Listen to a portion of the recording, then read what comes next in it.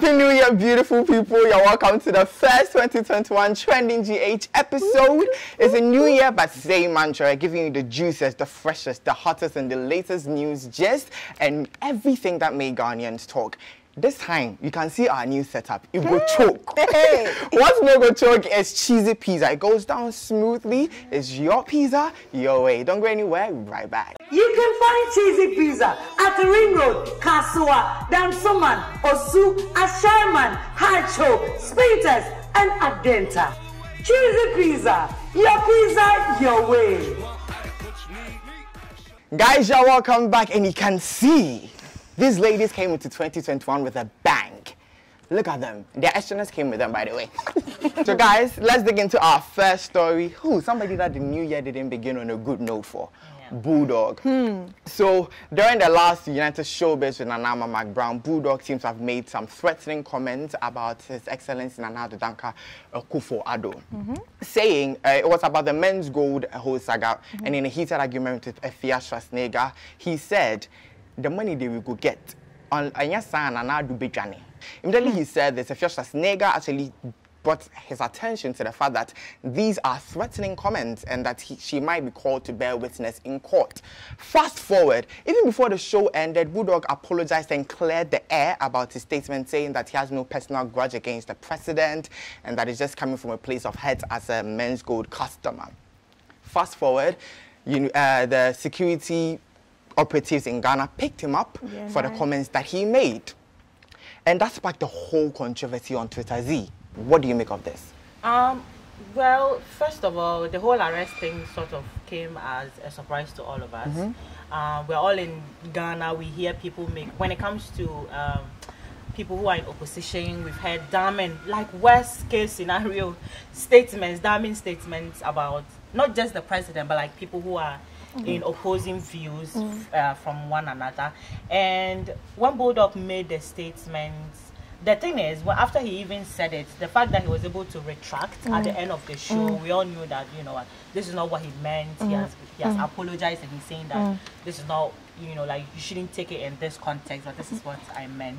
And then later on, we wake up and we hear that he's been arrested. Even though the reason for the arrest has not been publicly made, we are all assuming that this is why he was arrested. So I've read so many comments on social media, people saying Bulldog talks too much and that this kind of serves him right and all. But I don't think the statement he made were going to prisonable. If that's a word. It's not worth taking him to prison. It's not worth. So prisonable, I like that. Guys, I've left my English in 2020. But yes, I don't think he deserved to be picked up. But the good thing is, he's been granted bail and he's a free man, and hopefully he would learn his lessons. Exactly, and we hope he's learned his lesson because he's now an entertainment pundit. We're Jai management, so entertainment pundit. Calm down and be careful of what you say, because what you say could land you in trouble. And we're moving on to our next story. Somebody has been trending quite a lot this week, Wendy Shea.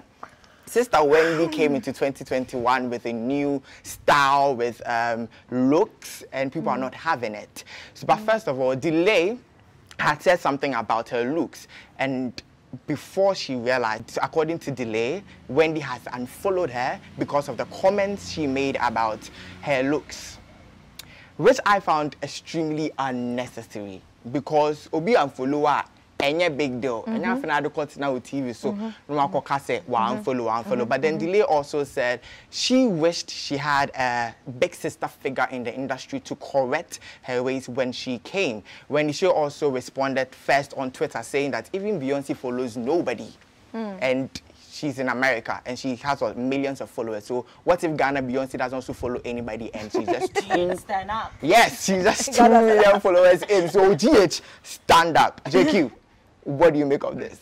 For me, I think first of all, Delay it was unnecessary for Delay, like you said, for Delay to come and, you know, put it in the intro of her very, very much publicized and well-watched show to talk about how she feels disappointed because Wendy Shay unfollowed her. And then Wendy Shay also comparing it to Beyonce was just another unnecessary way to go about it. But I remember when this issue came up, we were having a discussion in the office, and where I was giving an example whereby there are sometimes that something happens, you don't even know that you've unfollowed certain people, but that you've unfollowed them. Because now Wendy Shay is saying Delay unfollowed her first. Delay is saying Wendy Shay unfollowed her first. So who unfollowed who first? You know, it's social media, it's technology. Sometimes Instagram inactivities, you know, happen, and all of those things happen. There are times that even Z gave an example where there's this particular account that has been following her and unfollowing her over a number of times. So things like that happen. So it shouldn't have been an issue for Wendy Shay to even go on live or on video to try and explain herself and all of that. And about her new look for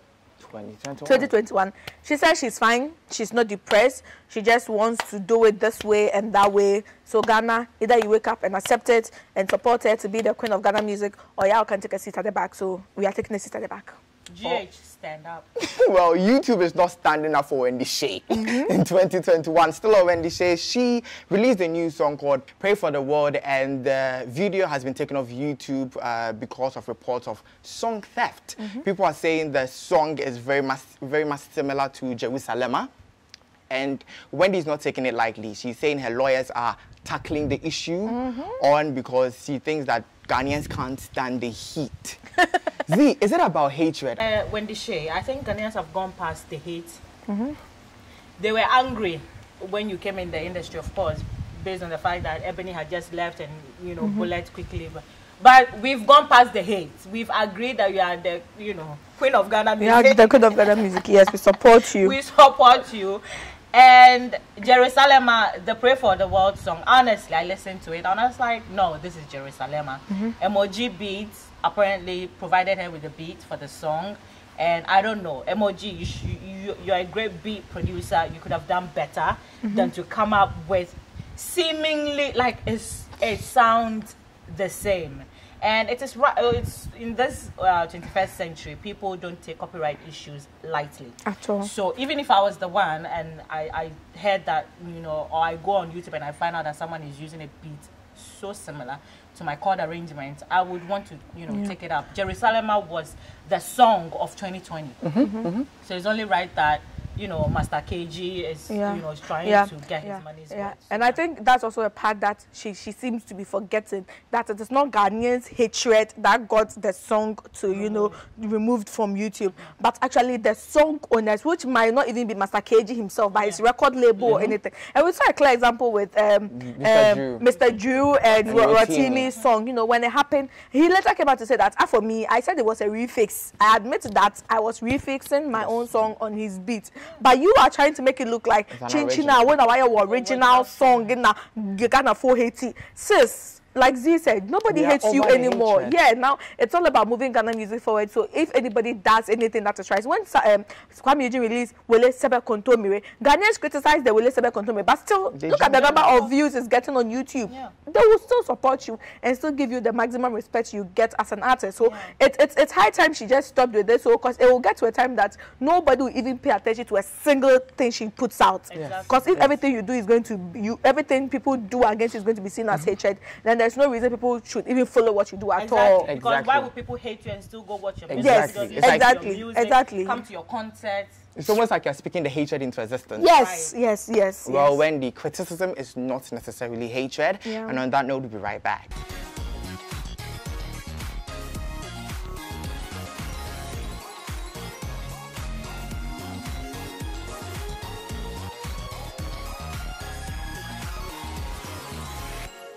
Hey guys, you're welcome back. It's still trending GA, so let us know in the comment section what you think of our stories, right from Bulldog to Wendy Shay.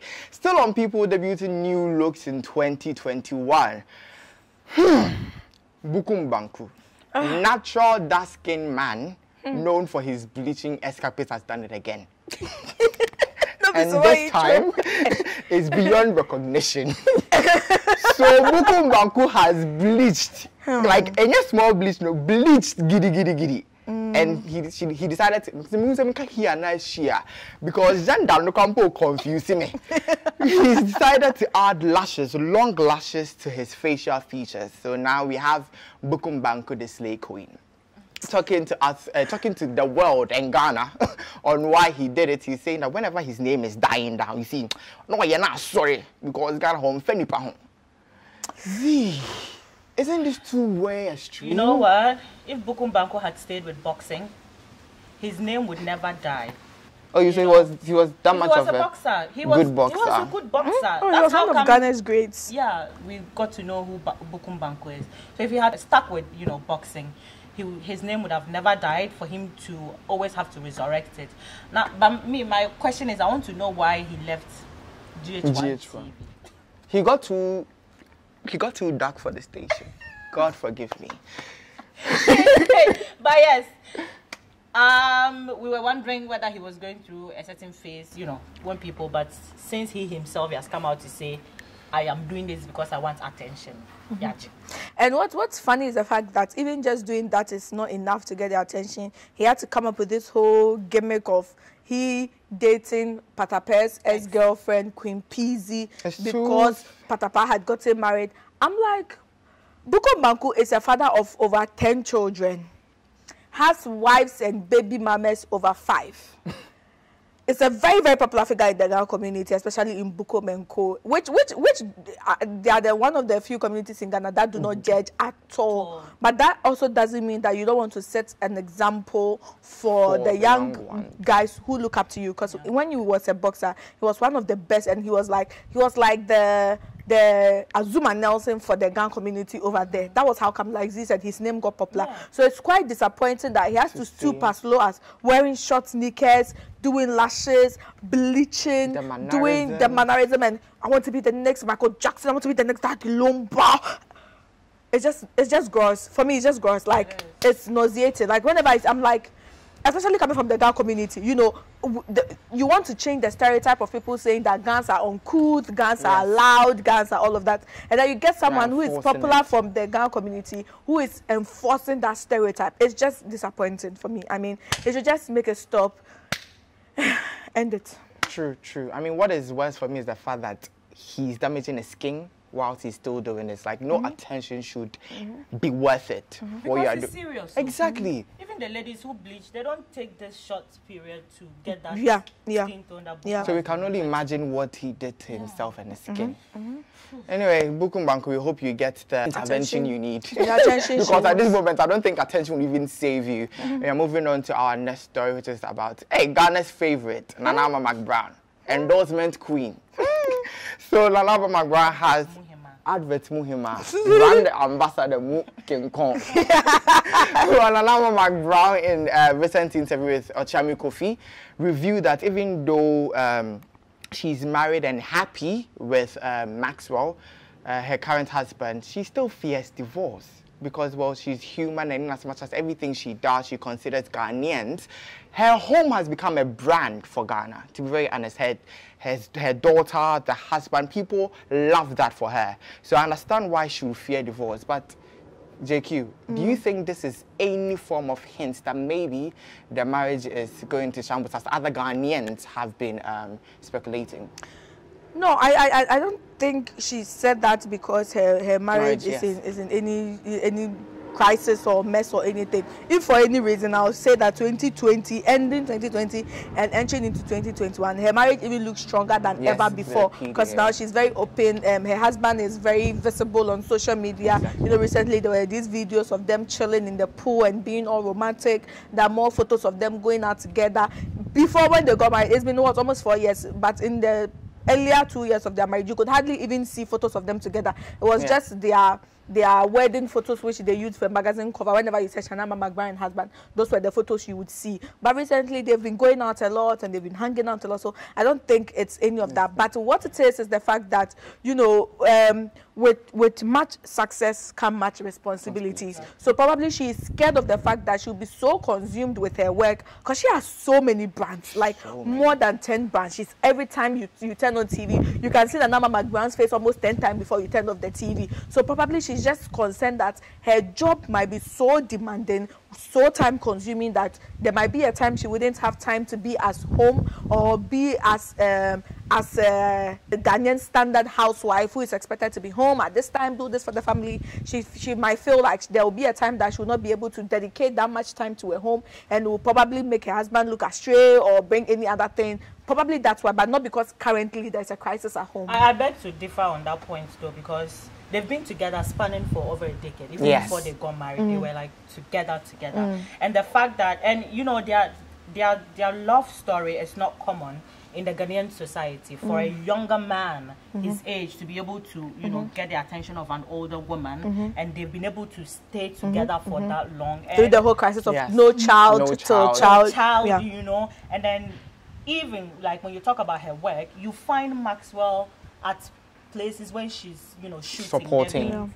He's always around. When they go out to events, you find Maxwell. He's always behind the scenes, but you know, like he's always, you know, like present. So I don't think, you know, like her work will stand in their way or anything. So it's just natural that she would feel that maybe sentiments. You know, it would happen someday. And when she mentioned that whatever she does, she holds Ghanaians, you know, like to high esteem, like she wants to do what's good for her and what's good for Ghanaians. So I don't think she should put Ghanaians ahead of her relationship or her marriage or her home, or you know, anything like that. If at a point you feel like certain things are not going well for you and you want to leave, don't say because of Ghanaians love me so much, they love my marriage, they love everything I do, so because of that I have to stay for them. Yeah, there's some people that will criticize you when things don't go well. So yeah, you want to do what makes you happy. So that I don't agree with her. But yeah, divorce is eminent nowadays.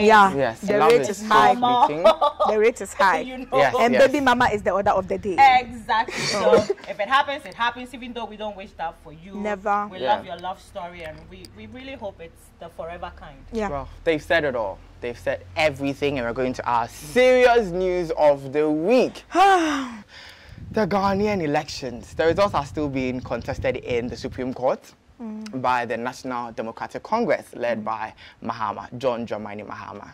So this Thursday, which was the 14th, yes, was the first court hearing, and two things were decided during that hearing. First, Mahama petitioned the court to let there be live transmission of the court proceedings throughout the whole thing, so that the Ghanaians could see for themselves everything and there could be total transparency.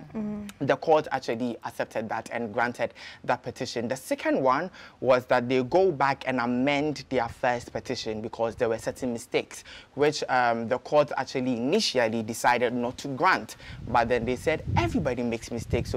So then the court gave NDC hours before the day ended, and MPP the next day to work on all the corrections surrounding their petitions.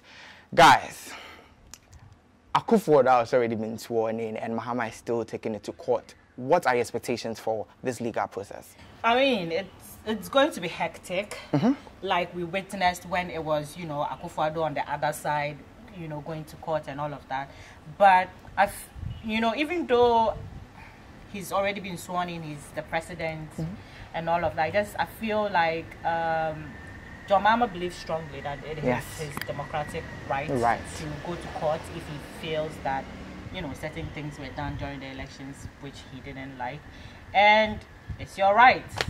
The laws are there to work. We have the judges there who would listen to what you have to say, your arguments, your evidences, and blah, blah, blahs. And at the end of the day, it's going to come out and we're going to see who was actually the president. Was the people's president. Because I mean, it's going to be hectic. It is, exactly. So regardless of the outcome, democracy wins and Ghana wins. Guys, we'll be right back and we'll give you the segment of the week. You can find Cheesy Pizza at the Ring Road, Kasua, Dansoman, Osu, Asherman, Hacho, Speeters, and Adenta. Cheesy Pizza, your way. Guys, it's time for our super fun segment, and I'm going to begin with, of course, my favorite shade of the week. Shade Nana, Shade Nana. Shade Nana, and this time the victim is our own boss. Ameyaw. So Ameyaw took to Facebook to say, if you bring your stupid NDC MPP comments here, I will block you. Ivan Skobi said, nonsense. Were you not the same person advertising for the MPP with your long neck like January? And it has become the insult of the year. That's all I can say. January, you see, menya and day. Long neck like January. Yes, our next segment is Hot Picks, and this week, baby mama Bakope is giving us all the hotness we need in this world. She says, Mrs. Frimpong, Fela Makafui, is your chairman? Is your husband a chairman? El Chairman's wife. Yes, El Chairman's wife, Mrs. Fela Makafui, is enjoying all the benefits of being a chairman's wife and looking hot for the gram. I know that I fed the Nana. Fed the cowries, kakra. Hey guys, that's it for our extra service on Shirley GH this week. Thank you so much for sticking with us. It was fun. Do not forget to log on to Ameyaw.com for your latest news in lifestyle, entertainment, showbiz, everything. You see us same time next week on your screens. Till then, we're out of here.